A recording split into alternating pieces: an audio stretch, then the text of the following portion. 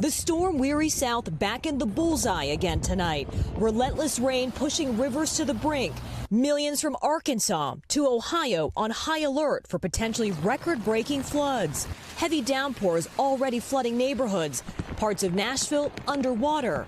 In Hopkinsville, Kentucky, rising waters reaching dangerous new levels. Our Shaq Brewster is there.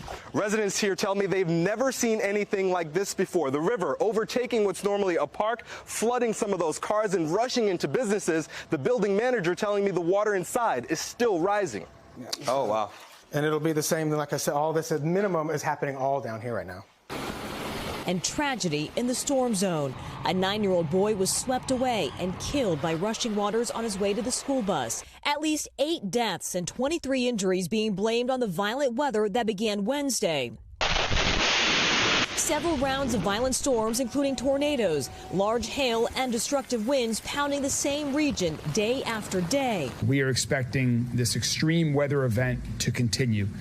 Tennessee dealing with dual disasters, twisters, and floods.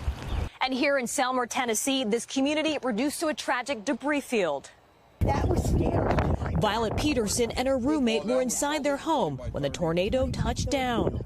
All I could think to do was cover her up and ask God to protect us, and wow.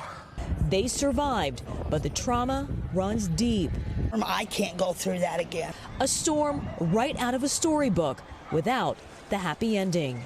Kathy Park, NBC News, Selmer, Tennessee. Thanks for watching. Stay updated about breaking news and top stories on the NBC News app or follow us on social media.